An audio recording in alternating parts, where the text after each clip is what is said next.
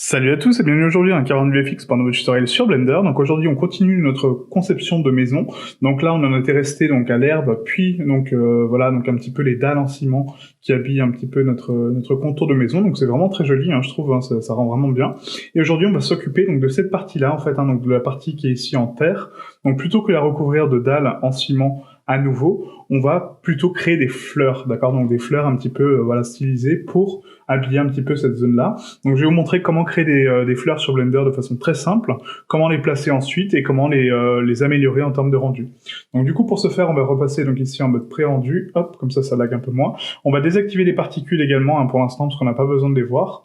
Donc ici dans les paramètres de particules on peut décocher donc le viewport directement pour ne pas les voir et comme ça on a un viewport un petit peu plus rapide. Donc pour les fleurs, vous avez accès donc à une librairie en fait vraiment très importante de scan donc de plantes en fait hein, qui s'appelle donc des atlas. Donc qu'est-ce que c'est un atlas? C'est une carte de texture qui va regrouper plusieurs textures en fait, hein, plusieurs mèches et du coup on va pouvoir les retrouver ici donc dans la partie atlas et ensuite vous avez donc dans cette catégorie atlas une partie qui s'appelle donc plantes, d'accord, qui sont ici. Donc pour les plantes on va choisir donc 4 atlas, je pense, hein, 4 variétés de plantes un petit peu différentes, donc des fleurs assez jolies, assez colorées, pour pouvoir un petit peu habiller cette scène avec un peu de couleur, un peu de variation.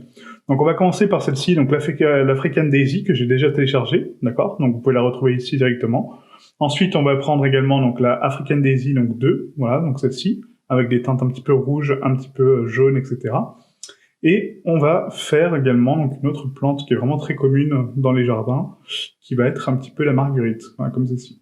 Donc là c'est Gazania, donc je sais pas si ça correspond forcément à des marguerites, pas forcément. Je crois qu'elles sont par là. Voilà, un peu ces plantes-là, vous voyez, Crown Bird, voilà, qui sont ici, donc ça peut être sympa. Donc celles-ci, je ne les ai pas, donc on va les télécharger également. Et comme ça, on pourra appuyer notre scène avec quelques plantes assez sympas. Donc là, quand on regarde l'Atlas, en fait, hein, quand vous téléchargez sur Megascan, il vous propose donc une résolution en 4K, et du coup, quand vous la prenez en 4K, bah, enfin, heureusement, c'est qu'il nous propose toutes les résolutions en dessous, d'accord? Donc la 2K et la 1K. Donc on va voir comment améliorer ces plantes pour que ça ne prenne pas trop de ressources, en sachant qu'on va créer donc notre plante entière à partir d'un seul atlas, d'accord? Donc je vais vous montrer comment faire le découpage de l'atlas et comment effectuer un rendu de votre plante propre. Donc on va rester quand même sur du 4K puisque du coup les zones petites sont divisées par leur taille, hein, d'accord? Donc ce 4K c'est toute la texture, alors que par exemple là cette tige de plante fait par exemple je sais pas 25 pixels par 200 quoi, à peine, d'accord? Donc bien faire attention à ça quoi. Donc vous prenez les fleurs que vous souhaitez, donc voilà, moi j'en ai pris 2 hein, ici supplémentaires, et ensuite on va se retrouver donc sur Blender pour les agencer. Donc pour agencer une plante, on va commencer par cacher donc toute notre scène. Donc pour cacher la scène entière, on va sélectionner tous les objets de la scène avec A, Select, All Toggle, H pour cacher, pour hide. On va faire un Shift C pour recentrer donc mon curseur au centre de la scène. Et là, on va faire donc un Shift A, Mesh, Plan. Donc ce plan va nous servir justement à créer nos textures, en fait, à créer à gérer notre carte d'atlas et à créer nos fleurs. Donc pour commencer, en fait, on va ici donc hop activer donc le screencast, hein, comme ça vous voyez un petit peu les touches sur lesquelles j'appuie. Et là, on va commencer par importer les textures sur ce plan pour donner vie à nos plantes. Donc pour ce faire, on va passer ici donc dans le mode shader, d'accord, donc ici nouveau, et on va renommer ça mFlower01. Voilà, donc après, si vous voulez rester en français, vous mettez fleur 01, ça ira très bien ensuite. Donc mFlower 01. Donc ce plan a un matériel assigné, qui sera notre atlas, et ensuite on va dupliquer ce plan pour créer donc les variations de nos plantes, et ensuite les assembler pour créer notre plante. D'accord? Donc vraiment, c'est un petit peu du Lego, si vous voulez, c'est de l'assemblage. Donc pour ce faire, on va passer donc dans la partie shading, on va appuyer sur point pour se recentrer au niveau de notre BSDF guidé. On va ici ouvrir sur la gauche donc le navigateur de fichiers, et on va aller prendre nos ressources. Donc pour ma part, elles sont rangées dans le dossier Quixel, qui sont ici. Voilà, et vous avez ici donc téléchargement, Atlas, et du coup on retrouve donc toutes les plantes qu'on a pu télécharger, donc l'herbe, etc. Donc ça c'est des plantes que j'ai pris à part, mais du coup les nôtres sont ici. Donc malheureusement, Quixel n'identifie pas donc les textures par nom, il identifie par un code donc de téléchargement, d'accord, donc un code de référence si vous voulez. Donc on est obligé de les ouvrir une par une, afficher donc les vignettes pour voir à quoi ressemble la fleur, et là on sait que c'est la nôtre. Ensuite, donc les textures de base sont en XER pour une meilleure qualité en fait, donc du coup pour la conversion que je fais sur Unreal, donc ça vous en souciez pas. vous allez retrouver donc ici dans Thumbs les différentes qualités. Donc on a 4K, 2K, 1K. Donc on va passer sur 4K, et là on va récupérer donc toutes les textures. Donc on a besoin de l'albédo pour notre couleur, on a besoin de l'AO pour l'ambient occlusion, donc l'ombrage de contact, donc on va tout de suite la mettre en non-couleur. On a besoin de la bump pour l'effet de relief, en non-couleur également parce que c'est des valeurs noires et blanches. On a besoin de la cavity pour ajouter donc les ombrages de la texture, hop, qu'on va mettre juste après l'albédo. Voilà, comme ceci. Ensuite, la gloss et la roughness inversée, mais on a également la roughness, donc on va prendre la roughness. Voilà, donc pas besoin de la gloss, hein. La gloss c'est juste la roughness inversée. Hein. Il y a deux façons de gérer la brillance, c'est soit avec la gloss, soit avec la roughness. Donc Blender, lui, prend la roughness, il ne prend pas la gloss. Ensuite, on a la displace, pas besoin parce qu'on a déjà la bump, qui va gérer un petit peu le déplacement de notre fleur. La normal map, bien sûr, pour la direction du détail et du coup son détail. L'opacité, qui va nous permettre de gérer la transparence de notre texture. Et pour finir, la spécular, qui est ici. Donc là, vous voyez, ça fait beaucoup de cartes. Hein. Donc, comme je vous l'ai montré déjà donc, lors d'une précédente vidéo, on peut optimiser ces cartes en CSRAO, donc en cartes combinées, et du coup avoir beaucoup moins de textures à gérer. Donc là, pour l'instant, je vais pas le faire parce que du coup, c'est pas le but de cette vidéo. Mais voilà, si vous voulez vous réduire un petit peu le poids de vos textures et améliorer vos performances, n'hésitez pas à adopter la technique de la CSRAO, donc de combiner la cavity, la spec, la roughness et l'ambient occlusion ensemble en une seule texture, plutôt que d'en avoir 4 comme ça, d'accord? Voilà, donc du coup on va gérer donc le canal d'opacité, on va le mettre par là, donc la spec ça va être la deuxième, voilà celle-ci, donc la quatrième. La roughness, on essaie de les organiser par connexion, d'accord? Donc on a bien la color qui est raccordée avec la cavity pour l'ombrage, qui est raccordée avec la haut pour l'ombrage de contact également. Ensuite on a donc la spec qui est ici, la rugosité. Ensuite on a donc la ça va être donc l'alpha, donc l'opacité. Voilà. Ensuite, on a donc la normale et la bump. Donc la bump est toujours en premier, et après on a la normale, comme ceci. Ok. Donc maintenant qu'on a importé nos textures, donc on va pouvoir donc se focaliser sur notre plan. Donc on va passer en mode pré-rendu, donc avec la petite sphère ici du centre, et on va appuyer sur 7 pour passer en vue dessus. Donc là, on va zoomer sur notre plan un petit peu pour voir quel est le rendu qu'on a actuellement. Donc pour l'instant, c'est juste un plan bleu, et on va commencer le raccord de nos textures. Donc d'abord, on raccorde donc l'albédo, donc la color. Hop. Et là, ma couleur va s'afficher, vous voyez. Donc là, il m'affiche toutes les informations de couleur que mon albédo présente, sans la gestion de l'opacité. Donc du coup, pour l'instant, on ne peut pas voir la transparence au travers de notre plante. Maintenant, on va raccorder donc la cavité. Donc la cavité, rappelez-vous, c'est des valeurs donc d'ombrage qu'on va rajouter. Donc pour ça, on met un mélangeur RGB, on raccorde la cavité sur notre couleur, et on passe donc le mode de mélange en multiplié, puisqu'on va multiplier les valeurs pour rajouter que les teintes sombres. Ok, donc là c'est vraiment très minime comme résultat pour l'instant, mais croyez-moi ça fait la différence. Ensuite on va rajouter donc l'ambient occlusion, pareil avec un mélange RGB, puisque l'ambient occlusion c'est des valeurs d'ombrage, hein, encore une fois. Donc on raccorde l'ambient occlusion à la couleur 2, en multiply, et on met 100% de l'ambient occlusion. Ensuite on a donc la spécular, qui va gérer donc l'indice de réfraction de notre plante, comme ceci. On a ensuite donc la roughness, voilà. On a l'opacité qui va générer donc le canal alpha. Donc pour l'instant, il ne va pas fonctionner. C'est normal, vous inquiétez pas, on va régler ça après. Puis ensuite le normal. Donc la normale, on va coupler donc la bump, qui est donc le relief grossier, et le relief détaillé, avec une carte de normale. Vous voyez, on les combine tous les deux comme ça. On raccorde la normale à la normale de la bump, et là on raccorde donc la normale sortante à la normale physique, comme ceci. Et là on a donc du relief, vous voyez, une notion de relief en fait par rapport à notre plante, parce que ça va nous rajouter un petit peu de détail. Donc on va réduire ce détail à 0.35 en termes de distance et 0.65 en termes de force, qui est largement suffisant. Ça n'a pas marché, hop, 0.35, 0.65, comme ceci, pour abaisser un petit peu donc, les valeurs et adoucir un petit peu donc, notre relief. Et là, on a un nœud PBR propre. Maintenant, il nous manque quelque chose, puisque comme je vous ai expliqué, quand on traite des matières organiques et que du coup on veut avoir un rendu un petit peu plus sympa en termes de matière organique, donc pour de l'herbe, pour de la peau, etc., qu'est-ce qu'il faut rajouter? Il faut rajouter de la subsurface. Donc la subsurface qui gère la translucence, la transparence, si vous voulez, enfin pas la transparence, mais le côté charnel, le côté chair de notre texture. Donc ici, vous voyez, on a une carte de translucence, qui est ici, qui va nous permettre de gérer la subsurface. Donc on la laisse bien en profil sRGB puisqu'elle contient des couleurs, d'accord? Donc c'est une carte colorée, ce n'est pas un masque ou une carte linéaire, d'accord? Avec des valeurs de 0 à 1 allant de noir au blanc, c'est une valeur de couleur. Donc je le laisse en profil sRGB, et je raccorde ma couleur à la couleur de la subsurface, comme ceci. Et là, ça va me donner un aspect translucent. Sauf que là, il faut que j'augmente la valeur de subsurface, puisqu'actuellement elle est à 0, donc elle ne va rien générer. Donc je vais la mettre à 0.035, comme l'herbe, d'accord? Ce qui va me donner un côté un petit peu plus organique, un petit peu plus réaliste.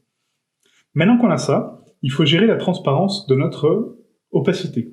Donc là, quand on raccorde donc le canal alpha en fait par défaut sur Blender et qu'on n'a pas géré notre shader en tant que shader de transparence, la transparence ne va pas apparaître. Donc pour qu'elle apparaisse, il faut cliquer dans matériel, on va descendre un petit peu, et là vous avez donc dans les réglages, vous voyez, de votre matériel, donc uniquement sur Eevee, très attention, uniquement sur Eevee, vous avez donc les réglages de la transparence. Donc ici on a donc le mode de mélange qui est actuellement en opaque, donc si on le passe en limitation alpha, mon mode de mélange va être limité par l'alpha. Et l'alpha, c'est quoi? C'est ma texture qui est ici, donc noire et blanche. Donc les parties noires vont disparaître, puisqu'elles sont à 0, donc elles sont transparentes, et les valeurs blanches, elles sont à 1, donc elles sont à 100%, donc elles sont à 100% affichées. Et si vous avez des valeurs grises, elles sont à moitié transparentes et à moitié affichées. D'accord? Donc une fois qu'on a compris ce concept-là, on peut activer le canal limitation alpha, et vous voyez, donc là, tout mon contour noir disparaît, et je ne vois que mes plantes. Parfait. Au niveau du mode de l'ombrage, donc là actuellement il est en opaque, donc c'est-à-dire que j'aurai toute l'ombrage de mon plan, donc moi c'est pas ce que je veux avoir l'ombrage de mes fleurs. Donc on active la limitation alpha pour l'ombrage également. Comme ça j'aurai quelque chose en raccord avec ma transparence, d'accord? Si vous avez un plan qui génère cette plante, vous voulez pas que votre plan génère de l'ombre, vous voulez que ce soit les plantes qui génèrent de l'ombre, d'accord? Donc il faut activer le mode d'ombrage en limitation alpha. Maintenant qu'on a ça, on va activer également donc la translucence puisqu'on a de la subsurface, donc on la coche, et l'indice de passe, on va le mettre donc à 1, comme ceci. Et là, on a activé donc la subsurface. Donc la subsurface, on peut la gérer donc également ici, d'accord, donc au niveau de la dispersion subsurfacique dans les paramètres de rendu Eevee. Et quand on passe à 32 échantillons, c'est une bonne valeur. Et là, on a le jitter threshold, donc c'est le canal d'influence en fait de la subsurface, à quel point il va se propager, d'accord. Donc vous pouvez jouer avec cette valeur si jamais ça ne vous convient pas, et du coup gérer un petit peu la subsurface ici, quoi. Ok. Donc maintenant, il nous manque juste l'ombrage de contact avec notre occlusion ambiante de Blender, d'accord, qui est complètement différente que l'ombrage la haut de texture, bien faire la distinction, et on raccorde donc la normale à la normale de notre texture pour récupérer également des valeurs supplémentaires. Voilà. Et là, on a une fleur parfaite en termes de texturing, puisqu'on a raccordé toutes les informations qu'on a à notre disposition. Maintenant qu'on a ça, on va repasser sur la scène globale, et on va passer en mode pré-rendu pour voir un petit peu notre plante au travers, d'accord. Et là, on va découper les tiges. Pour l'instant, on va uniquement découper les tiges. Donc du coup, pour faire donc une découpe vraiment très simple, en fait, au lieu de faire des lignes et du coup créer les vertex nous-mêmes, on va utiliser donc une fonction qu'on n'a pas encore vue et que j'utilise très rarement, parce que du coup, c'est pas essentiel comme fonction. C'est le knife tool. Donc le knife tool, on appuie sur K. Et du coup, vous voyez, vous avez un petit couteau. Donc on va zoomer un petit peu sur notre tige, et on va essayer de se rapprocher au maximum du canal d'opacité, sans forcément abuser sur les vertices, d'accord? Donc à chaque fois qu'on clique sur un point se bloque, vous voyez, donc on a un point qui est bloqué, et ensuite on peut découper notre forme avec l'outil couteau. Donc on se rapproche un petit peu de notre tige au maximum, on essaie de réduire au maximum donc les vertices, donc il peut y avoir un petit peu de transparence, mais pas trop, pour améliorer nos performances au niveau de l'alpha. Voilà, et on va tout simplement passer du côté droit comme ceci, on fait le tour de notre tige tranquillement. Hop. Voilà, vous appuyez sur Shift, clic du milieu de la souris pour descendre comme ça, comme je fais. Du coup, ça vous permet d'être vraiment très précis au niveau de la découpe. Voilà, n'hésitez pas à aller vraiment bas en fait. Si vous coupez trop la texture, vous remontez un petit peu pour éviter donc la cassure, et après vous remontez comme ceci. Tac. Voilà, donc là on va couper de façon droite pour l'aligner parfaitement par rapport à mon plan. Donc on appuie sur Shift et on laisse vraiment le curseur droit. Voilà. Et on remonte. Donc là, en remontant, très important de comprendre qu'il faut exactement les mêmes points. D'accord? Donc ne faites pas ça, en fait, et par exemple, vous avez 15 points sur la droite et 15 points sur la gauche. Non. Parce qu'après, la topologie n'est pas bonne. Là, on est en train de créer un n-gone, un gros n-gone. Donc du coup, après, il faudra le raccorder proprement pour l'extraire. Donc faites attention à ça. Donc on s'aligne par rapport à ce point, voilà, on l'identifie, et on le place plus ou moins à la même taille. Là, pareil, vous voyez, j'ai un point ici, donc je l'aligne par rapport à ici. Donc le but est d'avoir exactement le même nombre de points, à droite, à gauche. Ok ? Voilà. Donc là, j'ai un point encore une fois. Toc. Là, pareil. Ah, donc normalement, il y a des logiciels en fait qui sont faits pour le foliage, hein, que je vous présenterai pour une prochaine série, qui sont vraiment dédiés à ça. Et du coup, on peut faire le foliage de façon beaucoup plus rapide et beaucoup plus simple que je suis en train de faire. Mais voilà, ça c'est la technique Blender que j'adopte moi pour mon foliage. Est-ce que c'est la meilleure? Peut-être pas, il y en a peut-être d'autres. Mais en tout cas, c'est la méthode que j'adopte pour avoir quelque chose de propre et de précis, quoi. Et là, quand on arrive à la fin, vous voyez, vous allez superposer le point et on clique pour valider notre coupe et on appuie sur Entrée. Vous voyez? Donc une fois qu'on a cliqué sur le dernier point, on valide avec Entrée et là, ça va nous raccorder nos faces et du coup, découper notre géométrie. Donc là, on voit que ça a créé donc des n-gones, vous voyez, donc du coup des faces liées. Maintenant, c'est à nous, donc en mode vertex, de sélectionner les vertices qui se font face et appuyer sur la touche J pour les joindre. D'accord? Pour rejoindre notre géométrie et du coup la consolider. Voilà, donc ça c'est une méthode qui est un petit peu plus lente en fait, hein, pour quand on construit du foliage, hein, donc il y a d'autres méthodes comme je vous l'ai indiqué, mais c'est celle que je voulais vous retranscrire aujourd'hui, qui permet d'avoir quelque chose de vraiment très propre et très précis, et du coup d'avoir une géométrie en quad, hein, toujours, hein, vraiment clean. Hop, donc J, voilà, donc là on a notre tige. Maintenant, comment je fais pour l'extraire? Je sélectionne toutes les parties de ma tige, avec CTRL, clic, je fais un SHIFT D pour la dupliquer, P pour la séparer par sélection, je sélectionne ma tige et je l'isole avec GX. Vous voyez? Et là, j'ai ma tige seule qui fait uniquement les vertices que j'ai déterminés. Parfait. Maintenant, on va faire la prochaine. Voilà, donc ça va prendre un peu de temps, mais c'est pas grave, on est là pour ça. Donc là, on laisse la géométrie en place, peu importe. On appuie sur K et on fait notre découpe, encore une fois. Donc tac, voilà, donc là je descends un petit peu, hein, essayez de vous rapprocher au maximum, hein, comme je vous ai dit, du bord. Si un peu de transparence, c'est pas très grave, ce qu'il faut, c'est qu'il n'y ait pas des grosses zones de transparence, pour améliorer les performances, encore une fois. Donc une petite précision, si vous voulez avoir des précisions par rapport au tutoriel que je donne, en fait, qu'il n'y a pas de notion assez explicative, c'est qu'en fait, j'aborde tellement de choses sur ma chaîne, il y a tellement déjà de contenu présent sur la chaîne que du coup, il y a des notions que je vais pas aborder en boucle, d'accord? Donc voilà, si j'aborde toutes les notions à chaque fois pour chaque vidéo, j'ai le sentiment en fait de pas avancer avec vous et du coup de pas vous transmettre assez d'informations. Alors que là, ça me permet justement d'avoir un workflow qui évolue au fil du temps. Donc n'hésitez pas à regarder les vidéos précédentes en fait, hein, pour avoir des compléments d'informations sur le texturing procédural, sur les manips, sur plein de choses que j'ai déjà abordées sur des vidéos précédentes, mais que je n'aborde pas forcément sur celle-ci, puisque là on est déjà sur un stade un petit peu plus avancé. D'accord? Donc vous avez la série de l'échiquier qui est vraiment très très bien pour débuter un petit peu. Vous avez la lance d'Anubis également, donc la formation de la lance d'Anubis, qui est également disponible sur la chaîne gratuitement. Donc n'hésitez pas à faire appel à ces formations-là pour prendre des compléments d'information. Voilà, donc là on a fait notre tige, donc Shift D encore une fois pour la dupliquer, P pour la séparer par sélection, je reviens en mode objet, je sélectionne ma tige et je l'isole sur la gauche. Voilà, donc là ça me fait déjà 2 tiges qui sont propres. On continue. Donc je vais en faire, donc je vais toutes les faire, hein. De toute façon on va toutes les faire. Je vais pas faire tout le foliage parce que la manip est exactement la même, donc je vous laisserai faire ça de votre côté. Mais n'hésitez pas à créer votre foliage tranquillement. Voilà, c'est un boulot qui est pas très compliqué, qui est un petit peu détente. Voilà, c'est juste faire des petits points, d'analyser un petit peu la topologie, d'essayer d'améliorer un petit peu le nombre de vertices pour essayer d'optimiser un petit peu tout ça. Parce que là, on a déjà une scène très très lourde avec les particules. Donc faites attention à votre nombre de vertices, d'accord? J'ai l'avantage d'avoir un PC qui tient la route quand même par rapport aux performances, mais c'est pas forcément le cas de tout le monde, hein, ce qui est compréhensible, parce que ça coûte très très cher en ce moment. Donc voilà, faites attention au nombre de vertices, aux textures, si elles sont trop lourdes, vous passez en 2K, ou vous essayez de les optimiser en CSRAO, et essayez d'améliorer vos performances comme ça, d'accord? Pensez toujours à l'optimisation de vos scènes plutôt qu'à faire des rendus ultra magnifiques et détaillés, parce que ça sert pas forcément à grand chose parfois, quoi. Voilà, donc l'attaque. Donc ça serait bien qu'il y ait une fonction en fait permettant de joindre plusieurs points sélectionnés, mais j'ai pas l'impression que ça existe. En tout cas, j'ai pas connaissance de cette fonction. Donc si vous l'avez vous de votre côté, n'hésitez pas à me la partager. Si on peut sélectionner plusieurs points et les joindre en même temps plutôt que les faire un par un. Mais bon. J'ai déjà posé cette question auparavant, j'ai pas eu de réponse, donc je sais pas si c'est possible. Donc Shift D, P séparé par sélection, voilà, toc. Du coup, je décale ça. Donc pour l'instant, je pense que je vais m'arrêter là, parce qu'après, je vais faire le reste. Enfin, les tiges, vous avez compris de toute façon le principe, hein, c'est toujours la même chose.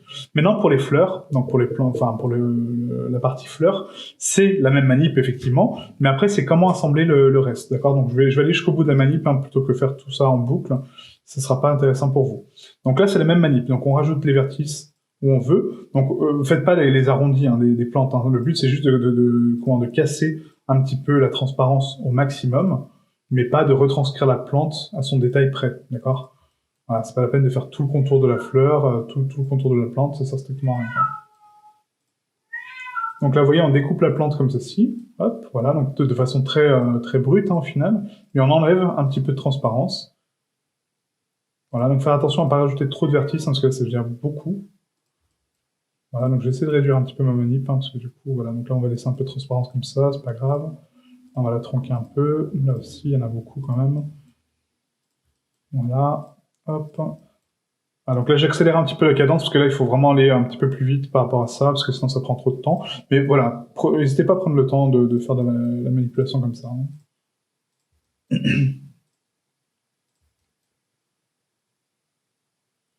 Donc là, ce point-là, après, on le déplacera par la suite, parce qu'il est un peu trop proche, vous voyez, mais c'est pas grave. Voilà. Hop. Comme ceci. Entrée. Hop. Et là, je pense que je peux déplacer mon vertice sans forcément... Bah non, ça va déformer ma texture. Bah, à la limite, là, c'est pas très grave, dans le sens où ce qu'on peut faire, c'est rajouter... Non, même pas. Même pas, parce que du coup, elle pourra pas glisser.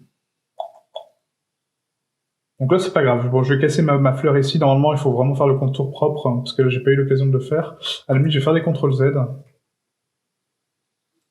Voilà, puis je vais recommencer. Hein. Je suis désolé du coup, mais là, il faut vraiment que je fasse les choses comme propres, même si je les fais vite. Il faut quand même avoir un résultat cohérent, quoi. Donc troquer la transparence, oui, mais pas la texture en soi, quoi. Voilà, je vais essayer de réduire un peu les vertices, par contre. Hop, voilà. Donc là, c'était un petit peu plus rapide, mais du coup, voilà, un peu mieux en termes de forme. Donc maintenant qu'on a cette forme-là, donc du coup, on la sélectionne. Donc là, pour raccorder ça, avant de faire le raccord pour la plante, parce que là, on a quand même pas mal de vertices, on va compter les vertices qu'on a sélectionnés, d'accord? Donc vous prenez votre face complète, et en bas à droite, vous avez donc le nombre de vertices qui sont sélectionnés, vous voyez? Donc là, on a 43. Donc pour faire des raccords propres, il faut avoir le même nombre de vertices en nombre pair, d'accord? Donc du coup, il ne faut pas avoir de chiffres impairs. Donc là, il me manque un vertice dans cette zone, donc je vais en rajouter un tout simplement ici, par exemple, W sur divisé, vous voyez, je rajoute un vertice, et là, quand je sélectionne ma face, maintenant j'en ai 44. Donc là, c'est parfait. Maintenant, je peux dupliquer donc cette sélection, Shift D, P pour la séparer, encore une fois, par sélection, je reviens en mode objet, je me déplace sur X, voilà, donc j'ai isolé ma plante, et là, on va faire un raccord de la géométrie. Donc du coup, pour raccorder la géométrie, en fait, il faut raccorder tous les points entre eux, vu qu'ils sont pairs. Donc du coup, on aura des faces quadratiques, donc c'est parfait. Et du coup, on fait les raccords comme ça. D'accord? Donc c'est un petit peu complexe, hein, mais le but, c'est de raccorder donc les quads d'abord, donc avec J. Vous voyez? En fait, donc toujours avoir 4 points ensemble. Et après, donc là, vous voyez, par exemple, j'ai 4 points encore une fois, parce que j'en ai 1, 2, 3, 4. Je les raccorde ensemble. Et du coup, on crée la topologie de nos mèches comme ça. Là, j'en ai 4, même si ça ressemble à une forme un petit peu étrange, j'en ai quand même 4. Là, il m'en faut 4, donc je vais prendre ici. Voilà. Et je raccorde ma topologie comme ça. Là, c'est uniquement pour avoir une topologie de base, parce qu'après, on pourra la déformer un petit peu avec un peu de déplacement, et du coup, créer des variations de plantes, voilà, des choses un peu sympas. Donc, vous allez voir après ça par la suite. Donc là, 1, 2, 3, 4. Tac. Je peux raccorder comme ça. Là, on en a 4 également. Voilà. Là, on en a 4 ici. Oups, pardon. Donc J. Là, on en a 4 avec celui-ci, donc on va raccorder comme ça. Hop, là, pareil. Là, c'est plutôt plat, donc du coup, on va raccorder celle-ci d'abord, J. Et là, on en a 1, 2, 3, 4. Donc ça, on va attendre un petit peu cette partie-là, parce que du coup, elle est vraiment plate, hein, donc on va attendre d'avoir d'autres raccords. Donc maintenant, pour raccorder donc, le centre, là, on voit qu'on réduit considérablement la géométrie. Oui, on est en train de la tronquer, puisque du coup, on passe de 44 vertices à beaucoup moins en raccordant donc, les centres de géométrie. Donc c'est parfait, c'est ce qu'on veut. Et là, on peut faire des raccords donc, entre eux. Donc là, on a 1, 2, 3, 4. J, voilà, j'ai une face quadratique. Là, j'en ai 4, donc 1, 2, 3. Donc on va mettre 1, 2 là. Donc là, 1, 2, 3, 4, parfait. J. Là, encore une fois, pareil. J. Là, on est ici, donc du coup, ça va faire ça. J. Et là, du coup, on tombe à 4. Voilà, parfait. Et là, notre géométrie est propre. Non, clairement, c'est pas, voilà, c'est pas super, super beau. Mais en tout cas, c'est fermé correctement et c'est en quad. D'accord? On a toujours 4 vertices à chaque fois. Donc faites attention à compter bien vos vertices internes. Et du coup, vous avez toujours 4 vertices ensemble. Pour vérifier ça, on passe en mode face. Et là, quand je prends mes faces, vous voyez, c'est tout des quads. Donc on n'a pas de n-gone, ni de forme étrange pour notre plante. D'accord? Ça permet juste de consolider notre géométrie. Donc maintenant qu'on a ça, je vais vous montrer comment assembler donc la plante. C'est vraiment très simple. Donc du coup, on va passer ici. Donc là, on est en mode set, donc en vue de dessus. Je vais juste cacher ce plan pour l'instant, parce que j'en ai plus besoin. On va cacher donc les autres tiges. Et on va créer notre plante principale. Donc pour cette plante principale, on va appuyer sur Q, rotation de taille, origine vers géométrie, pour recentrer mon curseur au centre de la plante. On va appuyer sur Tab pour passer en mode Edit. On sélectionne tout. Et là, on va déplacer la plante pour la recentrer parfaitement par rapport à son point d'origine, vous voyez? Donc ici. Maintenant que j'ai mon centre, on va prendre donc la tige, et là on va faire la même chose mais avec ce point-là. Donc Q, rotation de taille, origine vers géométrie. Je prends ma tige avec A en mode edit, je la déplace sur Z, donc GY pardon du coup, parce qu'on est en vue 7. On déplace le point, vous voyez ici, GX, voilà, pile au centre donc de ma tige, pile en hauteur. Et maintenant ce que je peux faire, c'est prendre ma plante, faire un shift prendre ma tige, excusez-moi, faire un Shift S. Je vais aimanter mon curseur vers ma sélection. Donc, curseur vers sélection. Vous voyez, ça aimante directement ici. Maintenant, je prends ma fleur, Shift S, sélection vers curseur. D'accord? Donc d'abord, c'est curseur vers sélection. Le curseur s'aimante au point d'origine de ma tige, que moi j'ai déterminé qui était en haut. Maintenant, je prends ma plante, enfin ma fleur, pardon, et là, je fais sélection vers curseur. Et là, ça aimante directement dessus. Donc là, elle est parfaitement plate. Si je pivote, vous voyez, en vue 7, c'est parfaitement plat. Donc à moi de sélectionner mes deux objets, de les rotate sur X à 90 degrés. Voilà. De repasser en vue 1, de les replacer au niveau du sol, GZ, comme ceci. Voilà, donc de l'aligner parfaitement au niveau du sol, comme ceci. Voilà. De prendre ma plante, et là de faire une rotation sur l'axe X pour la pivoter un petit peu et lui donner un petit peu plus de relief. Comme ceci. Si j'ai envie de lui donner un petit peu d'épaisseur, donc j'ai deux solutions. Soit je fais un solidify. Donc quand je vais faire un solidify, ça va donc augmenter un petit peu l'épaisseur de ma plante et du coup lui donner un petit peu plus de volume. Mais faites attention que du coup, il y a de la transparence entre. D'accord? Donc c'est pas fait pour les gros plans, cette technique.